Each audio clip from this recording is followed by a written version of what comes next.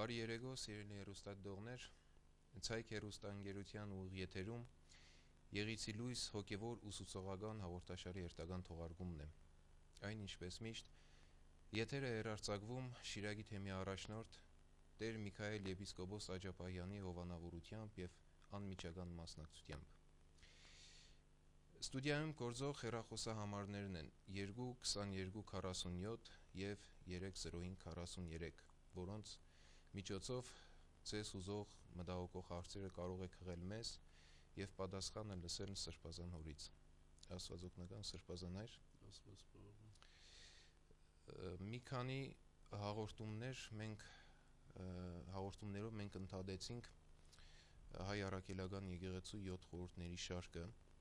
եւ այսօր կցանկանայի, որպեսզի խոսեինք պսակի խորհրդի մասին։ Նախ ինչու է ամուսնությունը կոչվում խորհուրդ։ Ամուսնությունը խորհուրդ է համարվում եկեղեցու դավանության մեջ այն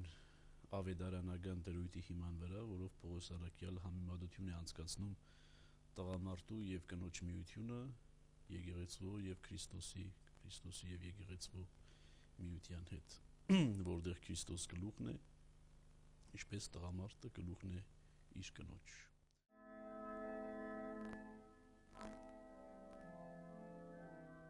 Որովհետև իրոք քրիստոնյա եկեղեցին էր, որ բարձրացրեց ամուսնությունը այդ աստիճանի, համարելով այն խորհուրդ, ինչ իմաստով, որ երկուսի միությունը ոչ թե թվաբանական գումարումով է արտահայտվում, այլ միությամբ, երբ որ մեկին գումարած մեկը հավասար է ոչ թե երկուսի,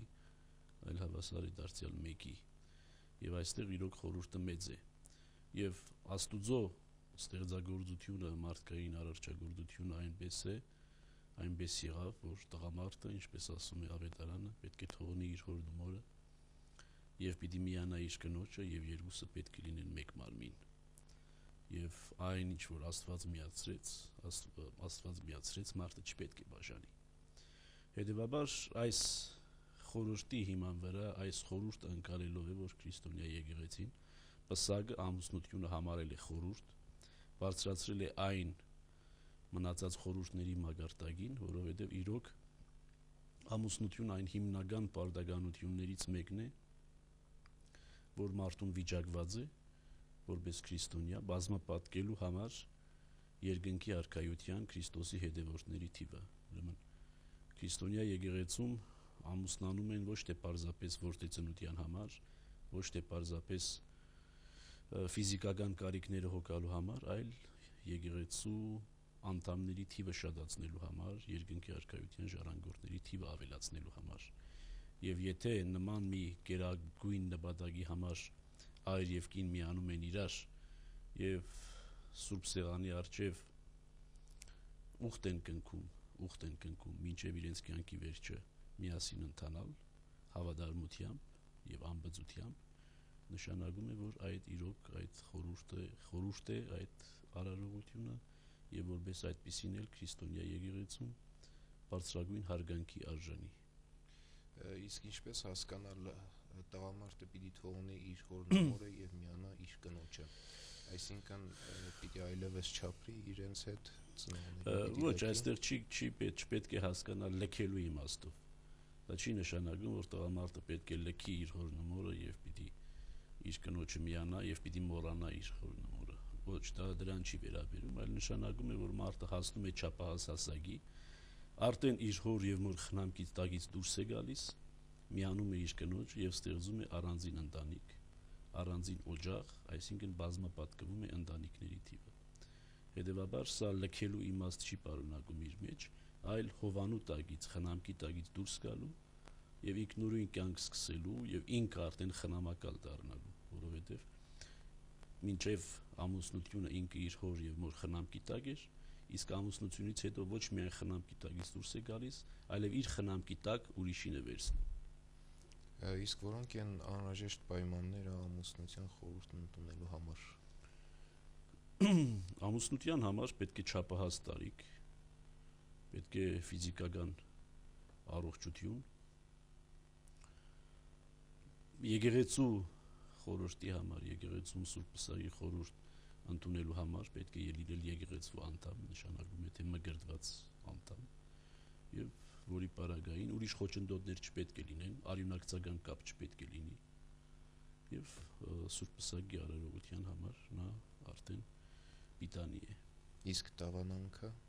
Դավանանքը արդեն բնականաբար ասի պետք է լինի եկեղեցու անդամ։ Ուրիշ եկեղեցու անդամ լինելու պարագային դա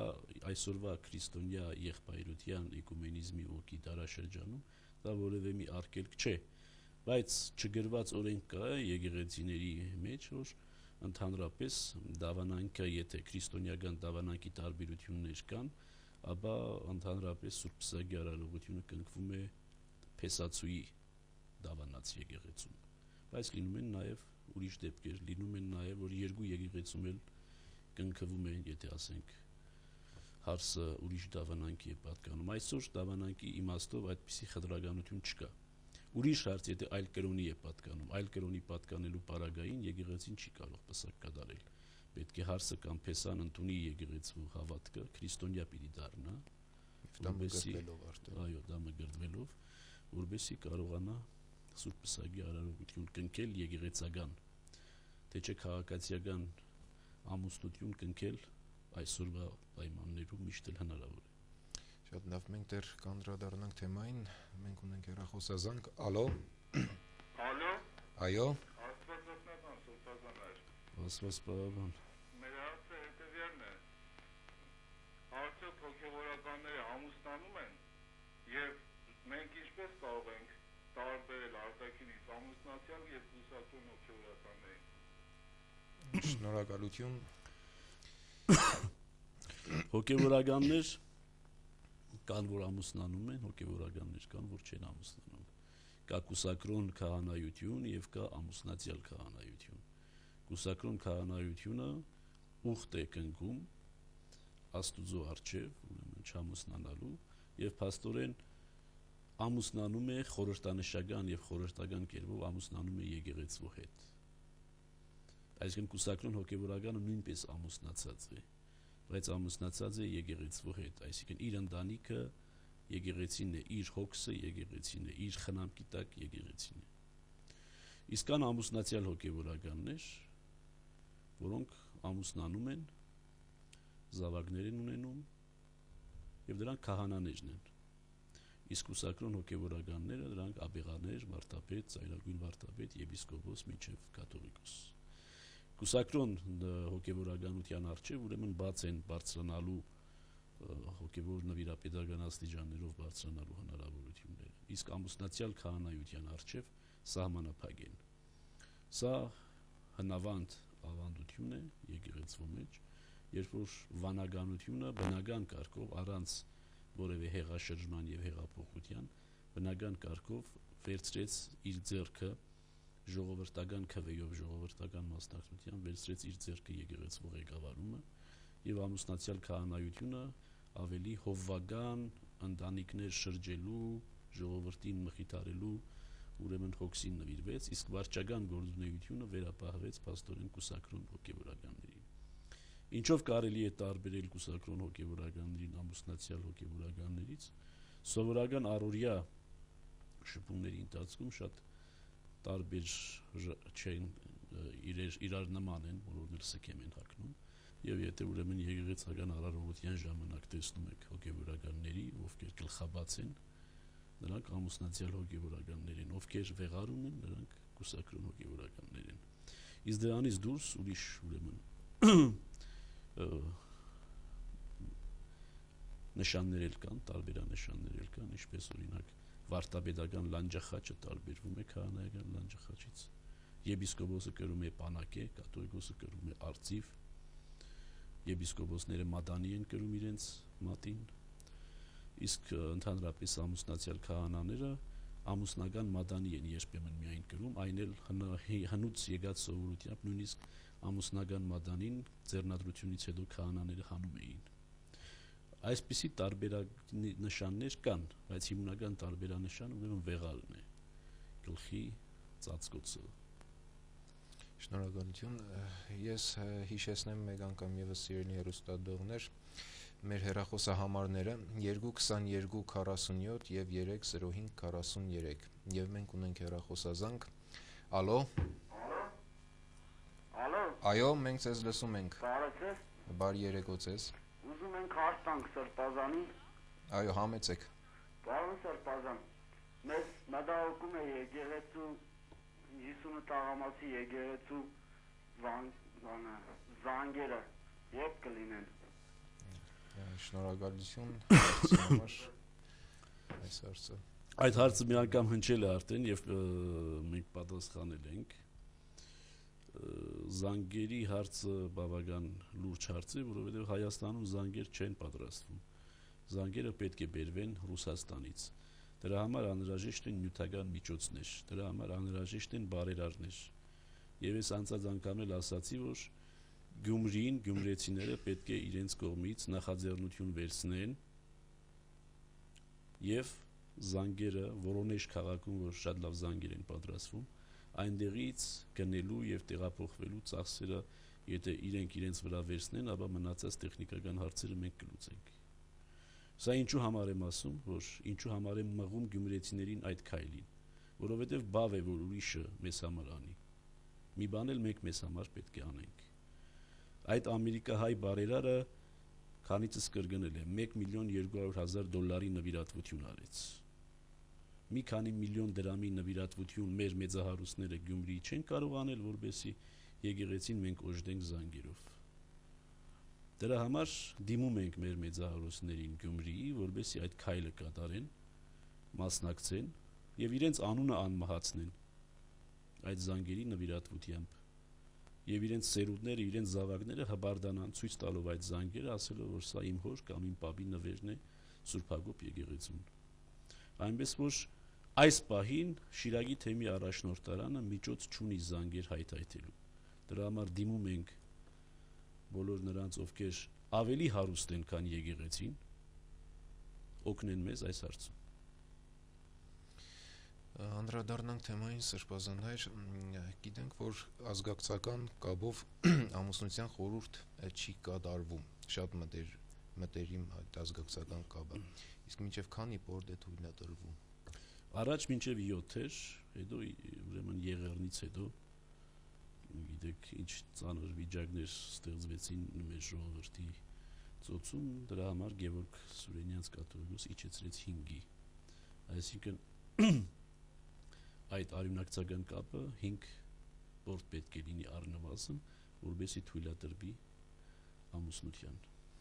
Իսկ ամուսնությունը այս խորհուրդը կրկնելի է, թե ոչ։ Ամուսնությունը կրկնելի չէ, որպես խորհուրդ։ Երկրորդ ամուսնությունը խորհուրդ չի համարվում։ Սա հստակ է քրիստոնեական եկեղեցու մեջ։ Այսինքն ամուսնական խորհուրդը կնքվում է միայն մեկ անգամ եւ այդ խորհուրդը ցկյանս է։ Եվ ուրեմն միայն ամուսինների մեկն ու մեկի մահից հետո կնքված երկրորդ ամուսնությունը խորհուրդ չի նկատվում, այլ նկատվում է որպես մարդկային տգարության հետևանք, որպես մարդկային տգարության նկատմամբ թողտվություն, բարյացակամություն, բայց խորհուրդ երկրորդ կամ երրորդ, առավել ևս երրորդ ամուսնությունը խորհուրդ չեն նկատվում։ Եկեղեցին այո երկրորդ պսակ կատարում է ամուսիններից մեկն ու մեկի մահվան պարագային, երկրորդ անգամ պսակում է ցանկության դեպքում, բայց այդ երկրորդ պսակը խորհուրդ չի համարվում։ Իսկ բացի մահից այլ պատճառներ կան, արդյոք, որ թույլատրվում է երկրորդ անգամ պսակի այդ ամուսնալուծությունը եկեղեցին բացառապես արգելում է, բացարձակապես արգելում է, միայն շատ ծայրահեղ պարագաներում թույլատրվում է ամուսնալուծությունը, այսինքն ամուսնու երկարատև բացակայության, առնվազն 7 տարի անհայտ բացակայության պարագային, խելագարության պարագային, երբ որ ամուսիններից մեկն ու մեկը անբուժելի այդ խելագարությամբ է տառապում։ Եվ ուրիշ դեպքեր կարելի է նշել, բայց հիմնական դեպքերը եւ որոնց պարագային եկեղեցին իրոք թույլատրում է, սրանք են։ Մյուս պարագաները պարզապես այս կամ այն դեպքում զուտ արդեն անձնական եկեղեցին քննարկում է, քննում է այդ հարցերը եւ որևէ կերպ որոշում է կայացնում, բայց հիմնականում ամուսնալուծությունը եկեղեցու մեջ արգելված է, նույնիսկ այս թվարկած պարագաներից, նույնիսկ 7 տարվա բացակայության, նույնիսկ որևէ մեկի ամբուժելի ամուսիններից մեկի ամբուժելի հիվանդության պարագային եկեղեցին չի քաջալերում ամուսնալուծությունը։ Եկեղեցին ընդհակառակը քաջալերում է, որ մարդիկ այդ պայմաններում էլ կամ այդ պարագային էլ հավատարիմ մնան իրենց ուխտին, բայց նրանց, այսինքն ցանկության պարագային եկեղեցին թույլատրում է։ Եկեղեցին օրհնում է այդ միությունը, իսկ եկեղեցին նաև կատարում է լուծելու ամուսնության այդ լուծելու արարողությունը, եթե այո, ով է այն իրավասու կատարել։ Դա արարողություն չի, դա ուղղակի հրաման է, եւ դա նախկինում կատարում էր Ամենայն հայոց կաթողիկոսը, որից հետո վերապահվեց նաև եպիսկոպոսներին, թեմերի եպիսկոպոսներին, յուրաքանչյուր թեմերում եպիսկոպոսն է իրավասու լուծել որևէ ամուսնական կապ, եւ դա ուրեմն որոշումով է լինում, հրամանով է լինում, արձանագրությամբ է լինում, որից հետո ուրեմն եպիսկոպոսի այդ ամուսնալուծության թույլտվությամբ կարող է ամուսնալուծվողը երկրորդ ամուսնություն գրանցել։ Սա անշուշտ Հայաստանում այսօր չի կիրառվում, ինչու չի կիրառվում, որտեղ այստեղ անցած տասնամյակներից հետո բոլորը սովոր են քաղաքացիական ամուսնություն գրանցել եւ քաղաքացիական ամուսնալուծություն էլ ձևակերպել։ Դրա համար էլ ամուսնալուծությունները գնալով կշատանան։ Իսկ մինչև հեղափոխություն եկեղեցին էր Հայաստանում այդ իրավասում, այսպես ասած, պետության կողմից տրված այդ գործառույթները կատարողը եկեղեցին էր եւ դա կատարում էր Ամենայն հայոց կաթողիկոսը։ Այսօր էլ արտասահմանյան շատ թեմերում, օրինակ Սիրիայում, Լիբանանում, Իրաքում, Եգիպտոսում, այս արևելյան երկրներում եկեղեցին է կատարում այդ գործառույթը եւ թեմի առաջնորդն է թույլատրում ամուսնալուծություն։ Եվ այդ թեմի առաջնորդի թույլտվությունն է ներկայացում պետական մարմիններին եւ պետական մարմինները այդ են ընդունում հիմք որպես ամուսնալուծության։ Այսինքն եկեղեցին այնտեղ հայ եկեղեցին այնտեղ իրավական ուժ է եւ իրավական հաստատություն է, ինչը որ այսօր այստեղ այդպես չէ։ Դրա համար էլ հաջող արտասահման մեկնողները մեզ դիմում են այդպիսի վկայականների ձեռքբերման համար, որը այնտեղ իրավական փաստաթուղթ է։ Բայց ցավոք մեր Հայաստանի Հանրապետության մեջ եկեղեցու կնքած ամուսնությունը կամ եկեղեցու կնքած ամուսնալուծությունը, եթե այդպիսի կան, իրավական հիմք չունեն պետության առջև։ Մենք ունենք հերթական հեռախոսազանգը։ Ալո։ Ալո։ Այո։ Բարի երեկո, Սրբազան։ Բարի երեկո։ Սրբազան, ուրեմն հարցս հետևյալն է, խնդրում եմ բացատրեք նախանձ երևույթը եւ ինչպես կարող է քրիստոնյա անձնավորությունը դիմակայել այդ երևույթին։ Որ երևույթին։ Նախանձը։ Եղավ, շնորհակալություն։ Նախանձը այն չարիքներից է, մահացու մեղքերից է, որոնցով հաջող տարապում է այս կամ այն մարդը կամ տարապում է ընդհանրապես մարդկությունը։ Ինչպես կարող է քրիստոնյան պայքարել նախանձի դեմ, կարող է քրիստոնյան պայքարել նախանձի դեմ ավետարանին համաձայն ընթանալով, ավետարանական պատգամների համաձայն ընթանալով, ավետարանական պատգամները պահելով եւ մշտապես իր օրինակը համեմատելով ավետարանի օրինակին, Քրիստոսի օրինակին։ Մարդը երբեք, որևէ մարդ երբեք պետք չէ իրեն համեմատի իր կողքինի, իր բարեկամի կամ իր թշնամու հետ, այլ պետք է իր համար համեմատության օրինակ լինի Քրիստոս։ Որևէ մի դեպք ավետարանում չենք կարող արձանագրել, որ ասենք ակնարկություն լիներ այն մասին, որ Քրիստոս ինչ-որ մեկին նախանձեց։ Հետևաբար մենք կարող ենք բուժվել այդ նախանձի աղտից միայն նմանվելով մեր Տիրոջ Հիսուս Քրիստոսին։ Ուրիշ ձև, ուրիշ բուժման միջոց, ուրիշ դեղամիջոց գոյություն չունի։ Եվ երբ կարողանանք ուրեմն նմանվել աստվածային այդ սերը, երբ որ մեր մեջ հաղթանակի, նախանձի որևէ պահ չի լինի, որևէ պայման չի լինի, որևէ առիթ չի լինի, որովհետև ինչ ունեք նախանձելու։ նախանձի որևէ հիմք չկա որևէ մեկին նախանձելու, որովհետև եթե այս աշխարհի փառքին պիտի նախանձենք, անցողիկ է։ Եթե այս աշխարհի հարստությանը պիտի նախանձենք, անցողիկ է։ Եվ որևէ մի բան, որին այսօր կարող եք նախանձել, անցողիկ է։ Միակ ոչ անցողիկը, միակ անանցագանը դա հավիտենական կյանքն է։ Ուրեմն պիտի փորձենք հավիտենական կյանք ունենալ։ Իսկ եթե փորձում ենք հավիտենական կյանք ունենալ, ում պիտի նախանձենք։ Ինչ հիմք ունենք նախանձելու։ Ուրեմն եթե մեր նպատակը այդ պետք է լինի, հավիտենական կյանք ձեռք բերել, հետևաբար եթե նպատակը մեր այդ է եւ ոչ թե մարդկային փառքը, եւ ոչ թե մարդկային պատիվը, եւ ոչ թե մարդկային հարստությունը, ուրեմն նախանձելու ոչ մի հիմք չունենք։ Եվ մեր վերջի հեռախոսազանգը ընդունենք, ալո։ Ալո։ Այո։ Աստվածանական սրբազան։ Բարի երեկո ձեզ։ Բարի երեկո։ Սրբազաններ։ Երևի մի քիչ հարցը շեղում ունենա, բայց ներող կլինեք։ Ուղղակի Սուրբ Հակոբ եկեղեցու զանգերի հետ կապված հարցը ինձ կայթակղեց Ստեփանցիանա զանգելու։ Եթե այսօր չկա այդ բաժանները, որոնք կարող են ընդամենը 2 զանգ կախել այդ եկեղեցու վրա, իսկ ձեր կարծիքը այս նախընտրական արշավ, քարոզություն, նախագահական ընտրություններ, ուր են այդ մեր հավատացյալ թագավորները, որոնց համար եկեղեցին հատուկ նույնիսկ աղոթք ունի նրանց վերաբերյալ։ Շնորհակալություն։ Շնորհակալություն։ Ուր են այդ հավատացյալ թագավորները չկան։ Եվ անցած տասնամյակները ամեն ինչ արել են, որ այդ հավատացյալ թագավորները չլինեն։ Այնպես որ առ այսօր անցած տասնամյակում կամ 10-13 տարի, 12 տարի, եթե կարող ենք հաշվել մեր անկախությունը, ոչ մեկ pedagogan գործիչ, ոչ մեկ իշխանավոր, ոչ մեկ նախագահ, վարչապետ կամ ազգային ժողովի նախագահ կամ ինքազգային ժողովը ընդհանրապես որևէ եկեղեցանպաստ ձեռնարկ գործ չի կատարել։ Սա պետք է նշել ցավով պետք է նշել։ Բացի դեկլարատիվ հայտարարություններից, որ մենք եկեղեցու կողքին ենք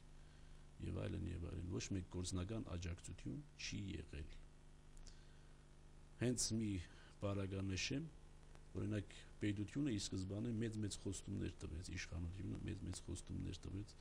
որ պիտի մասնակցի Սուրբ Գրիգոր Լուսավորիչ եկեղեցու շինարարությանը Երևանի։ Մեկ լումայով իսկ չմասնակցեց։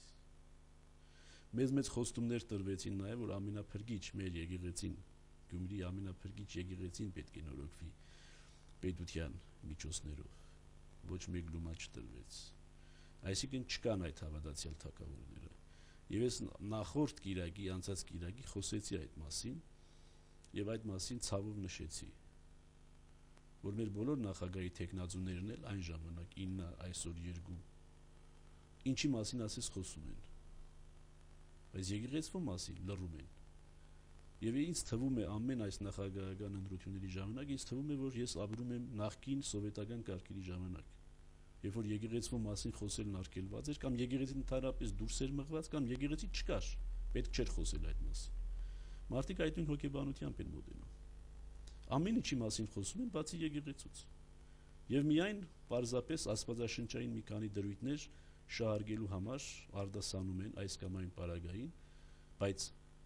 որևէ մեկը չի ասում, թե եկեղեցու դերը ինչում է տեսնում, ինչպես պետք է զորացնի եկեղեցին, ինչ քայլեր պետք է կատարի եկեղեցին զորացնելու համար։ Վերջ-վերջո այս պետությունը որքան էլ որ ուզում ենք, որ պետությունը հավիտենական լինի, կարող է եւ հավիտենական չլինել։ Եկեղեցին է, որ հավիտենական է, եւ պետական գործիչը, յուրաքանչյուր պետական գործիչ պետք է մտածի ինչպես անել, որ նույնիսկ պետականության բացակայության պայմաններում այս ժողովուրդը կարողանա իր ինքնությունը ապահովել։ Եվ այդ ինքնությունը այս ժողովուրդը կարող է ապահովել միայն եկեղեցու մեջ։ Եվ միայն եկեղեցով։ Ուրեմն պետական գործիչը պետք է մտածի եկեղեցու զորացման մասին։ Բայց ինչ կարելի է սպասել այն պետական գործիչից, որը դաստիարակվել է անցած տասնամյակներում, այսօր էլ չի ուղղվել, այսօր էլ դարձ չի ապրել, այսօր էլ եկեղեցուն նայում է դրսից, եկեղեցու անդամ չէ, լիարժեք անդամ չէ։ Հետևաբար իրոք ցավալի է այն, որ մեր հավատացյալ թագավորներն ու իշխանները չկան եւ այսօր եթե եկեղեցին որևէ դեր ունի կատարելու այս ասպարեզում, պետք է մշտապես խորդորի, թելադրի, կշտամբի, ուղի եւ եթե պետք է քննադատական խոսք ասել, պետք է քննադատական խոսք ասի, որովհետեւ մեր իշխանությունները նախագահից վերջացրած ամենավերջին իշխանավորով ուղղվեն, դառնան հայ եկեղեցու անդամ, հայ եկեղեցու զավակ, եւ այդ պարագային այդ իրապես իրենք կհասկանան եկեղեցու արժեքը, եկեղեցու դերը, եւ մենք այսօր այս վիճակում չենք լինի, ինչի մեջ որ ենք։ Ինչու պիտի նախագահի տեխնազուն կանգնի գյուղերում հայտարարի, որ այս գյուղը պետք է ունենա գազ, լույս, ջուր, կենցաղային սպասարկման օբյեկտներ, եւ դրանով բավարարվի, չպիտի ասի նաեւ եկեղեցի։ Ինչ է գյուղերը եկեղեցիներ չպետք է ունենան,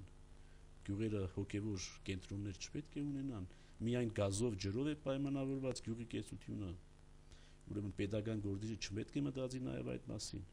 Ուրեմն ոչինչ չի փոխվել մեր կյանքում, ուրեմն մենք դեռ ապրում ենք սովետական դարաշրջանում, երբ որ եկեղեցին կարող է լինել պահեստ կամ ընդհանրապես չլինել։ Ուրեմն այս բանը պետք է փոխել մեր պետական գործիչների մտքի եւ հոգու մեջ, եւ այս իմաստով իրապես մեր եկեղեցին անելիք ունի։ Մեր եկեղեցականությունը անելիք ունի, եթե պետք է կշտամբելու, թելադրելու, դատապարտելու եւ ուղղելու։ Սրբազաններ, մենք ունենք եւս 2 րոպե եւ ես կխնդրեի պատասխանեի առաջիկա 2 շաբաթների ընթացքում ինչպիսի տոներ ենք նշելու։ Դե առաջիկայում 5 շաբթի օրը Սրբոց Վարդանանց տոնն է, որ նշանակում է ավարայրի հերոսների տոնն է, հայ զինվորի տոնն է եւ հայ տղամարդու տոնն է։ Այսօր ամբողջ եթերը մանավանդ ռադիոն միացրեցի Գյումրիի Շանթի եւ ամբողջ եթերը զբաղված էր հայ տղամարդկանց շնորհավորելով։ Բայց փետրվարի 23-ը հայ տղամարդու տոնը չէ, դա սովետական բանակի տոնն է։ Ես ինքս էլ եմ սովետական բանակում ծառայել, բայց փետրվարի 23-ը ինձ համար տոն չեմ համարում, որովհետեւ սովետական բանակում ծառայած լինելը դա դեռ փաստ չէ, որ այդ տոնը ինձ համար որևէ նշանակություն ունի։ Իսկ հայ զինվորի տոնը, հայ տղամարդու տոնը դա Վարդանանց տոնն է, 4-րդ տարին է արդեն այս մասին կրկնում եմ եւ չեմ դադարելու կրկնելուց։ Եվ հետեւաբար 5 շաբթի օրը փետրվարի 27-ին, այս տարի փետրվարի 27-ին հայ տղամարդու, հայ զինվորի, հայ բանակի տոնն է։ Եվ ուրեմն մաղթում ենք, որ մեր զինվորները, մեր բանակը կայուն լինի, ամուր լինի, քրիստոնյա լինի եւ մեր հայ տղամարդիկ էլ ընտանիքի օջախի ապավեն եւ հույս լինեն եւ քրիստոնյա լինեն եւ քրիստոնեական նկարագրով ապրեն եւ այս երկիրը մեր հայրենիքը շենացնեն։ Ուրեմն փետրվարի 27-ին հայ տղամարդկանց, հայ զինվորների տոնն է, Սրբոց Վարդանանց տոնն է, բոլորին հրավիրում ենք այդ օրը եկեղեցի պատարագին մասնակցելու եւ Սրբոց Վարդանանց բարեխոսությունը հայցելու, նաեւ պետք է ասել, որ այդ օրը բոլոր վարդանների, վազգենների, գարեգինների, խորենների, այն բոլոր տղամարդկանց տոնն է, որոնք իրենց անունով սուրբեր չունեն եւ բնականաբար Վարդանանց տոնի օրն են իրենց անվանակոչությունը նշում, նրանց բոլորին շնորհավորում ենք եւ դրանից հաջորդ ուրեմն Կիրակին անշուշտ բուն բարեկենտանն է արդեն, երբ սկսվում է արդեն մեծ պասը, մարտի 2-ը վարակույրը արդեն խորանը փակվում է, եկեղեցու բուն բարեկենտանն է, որ նշանակում է տոն է այդ օրը, որբեսի տոնենք, ուրախանանք, զվարթանանք դրանից հետո 40 օր մեծի պահոց շրջանի մեջ մտնելու համար։ Ուրեմն փետրվարի 27 եւ մարտի 2 բուն բարեկենտան։ Այստեղ օգտվելով առիթից նաեւ, քանի որ ամուսնության մասին խոսեցինք, պետք է ասեմ, որ մեծի պահոց շրջանին պսակ կատարելը ցանկալի չէ։ Այսինքն մարտի 2-ից հետո, երբ սկսվում է մեծ պահքի շրջանը, պսակի արարողություն կատարել ցանկալի չէ, թելադրելի չէ։ Մենք հորդորում ենք, որբեսի այդ սուրբ պսակի արարողությունը հետաձգեն զատկից հետո, որ այս տարի ապրիլի 20-ին է։ Մինչև ուրեմն մարտի 2-ից մինչև ապրիլի 20 սուրբ պսակի արարողություն կատարել չի թելադրում եկեղեցին, որովհետև խորանը փակ է, ապաշխարության շրջան է, մեծի պահոց շրջան է եւ ազգովին պարտավոր ենք այդ շրջանը անցնել որպես ապաշխարություն։ Իսկ դրանից հետո դեռ կգա ավակ ուրբաթ եւ ավակ շաբաթ ապրիլի 18 եւ 19-ը, երբ որ սուրբ պսակ կատարել ուղղակի բացարձակ կերպով արգելված է։ Ուրեմն քանի որ ամուսնության մասին խոսեցինք, այդ ուրեմն թելադրությունը անենք մեր ժողովրդին, որովհետեւ մարտի 2-ից հետո ձեռնպահ մնան Սուրբ Պսակի արարողություն կատարելուց։ Շնորհակալություն Սրբազան հայր, շնորհակալություն սիրելի հեռուստադիտողներ, որ այս 30 րոպեները տրամադրեցիք մեզ եւ մեզ հետ միասին եղաք։ Կհանդիպենք 2 շաբաթ անց, բարի գիշեր եւ բարի նոց ձեզ։ Աստված օգնական։ Աստված բարի